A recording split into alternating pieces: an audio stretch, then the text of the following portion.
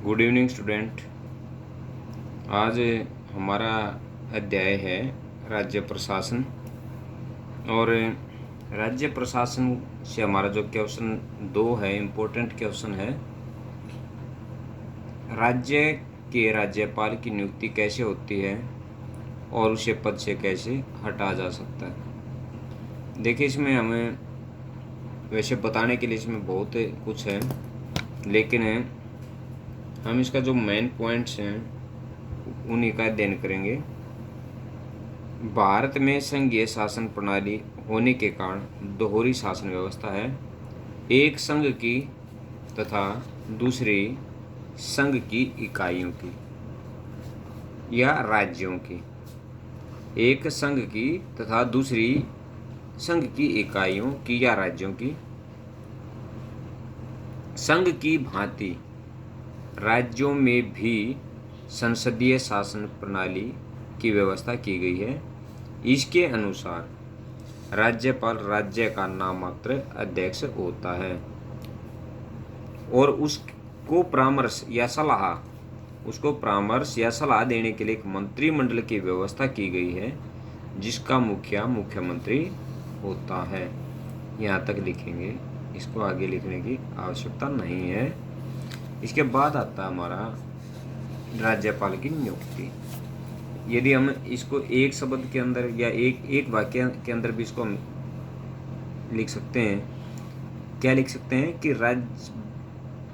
भारतीय संविधान के अनुच्छेद 155 के अनुसार राज्यपाल की नियुक्ति राष्ट्रपति के द्वारा की जाती है। यहाँ यहीं पे लिख देंगे, इसको आगे लिखने की आवश्यकता नहीं है। क्या लिखेंगे? भारतीय संविधान के अनुच्छेद 155 के अनुसार राज्यपाल की नियुक्ति राष्ट्रपति द्वारा की जाती है। अब इसके बाद हम तुरंत नेक्स्ट जो हमारी जो टॉपिक होता है, इसके अन्य योग्यताओं में आएंगे। योग्यताएं लगभग जितने भी हमें क्वेश्चन करेंगे, कोई भी पद है, चाहे वो संघ लोक सेवा आयोग का अध्यक्ष है या मुख्यमंत्री है या लोकसभा अध्यक्ष है या राष्ट्रपति है, प्रधानमंत्री, कोई भी महत्वपूर्ण जो पद है उनके अंदर लगभग समान विशेषताएं होती हैं।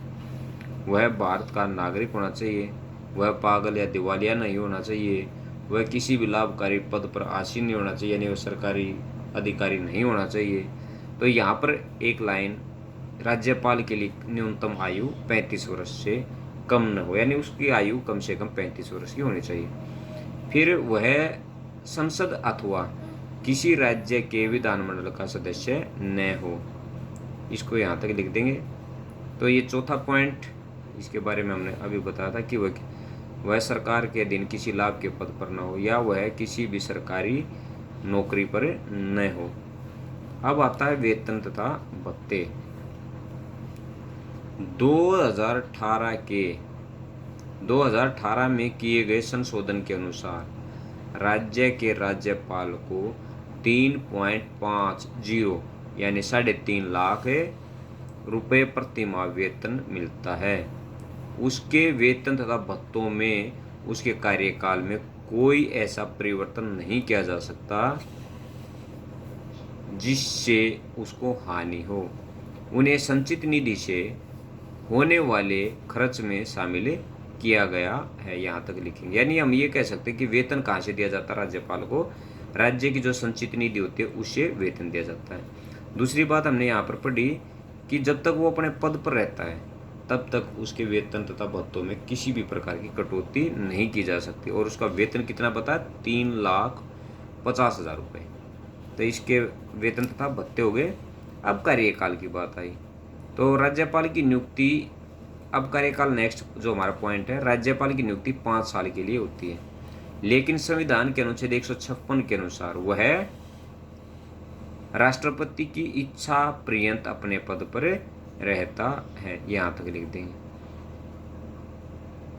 नियुक्ति का संबंध था अनुच्छेद 155 में और पद पर बने रहने की जो था वो 156 में, यानी क्योंकि इसकी नियुक्ति राष्ट्रपति के द्वारा की जाती है, यानी जब तक राष्ट्रपति चाहेगा तब तक वो अपने पद पर बना रहेगा। इसके बाद आता है कार्यकाल हो चुका है, अब न्यायिक सुविधाएं। इसके बाद कुछ लिखने की आवश्यकता नहीं है। इसके बाद हम लिखेंगे उसको न्यायिक क्या सुविधाएं प्राप्त होती हैं। तो जो राष्ट्रपति को प्राप्त होती हैं लगभग सभी सुविधाएं राज्यपाल को भी प्राप्त होती हैं। तो राज्यपाल को संविधान के द्वारा निम्नलिखित न्यायिक सुविधाएं भी मिलती हैं। नंबर 1, संविधान के अनुच्छेद 361 के अनुसार राज्यपाल अपने पद की शक्तियों के प्रयोग तथा कर्तव्यों के पालन के लिए किसी भी न्यायालय के सामने उत्तरदायी नहीं है। या ये कह सकते हैं कि राज्यपाल, यहाँ से शुरू करेंगे, राज्यपाल अपने पद की, या ये कह सकते हैं राज्यपाल अपने कार्यों के लिए किसी के प्रति उत्तरदायी नहीं है, या उसके द्वारा किए गए कार्यों को किसी भी न्यायालय में चुनौती नहीं दी जा सकती, ये भी लिख सकते हैं। इसके बाद आता है उसके कार्यकाल के दौरान उसके विरुद्ध कोई फौजदारी मुकदमा नहीं चलाया जा सकता, न ही उसे गिरफ्तार किया जा सकता। तो यहाँ तक लिख देंगे कि उसके ऊपर किसी भी प्रकार का फौजदारी मुकदमा नहीं चलाया जा सकता। हाँ, लेकिन ये कहा जा सकता कि दीवानी मुकदमा चला जा सकता, लेकिन उसके लिए 2 महीने पहले उसको नोटिस देना पड़ता है। उसके विरुद्ध दीवानी मुकदमा चलाने के लिए उसे 2 महीने का अग्रिम, यानी पहले 2 महीने पहले नोटिस देना पड़ता है। तो ये थी उसकी न्यायिक सुविधाएं, और यही जो सुविधाएं हैं वो केंद्र में राष्ट्रपति की जो न्यायिक सुविधाएं हैं। अब आता है इसका जो स्थानांतरण यानी ट्रांसफर। इसके ट्रांसफर के अंदर क्या लिखेंगे कि राज्यपालों का स्थानांतरण राष्ट्रपति जब चाहे एक राज्य के राज्यपाल को दूसरे राज्य में बदल सकता है।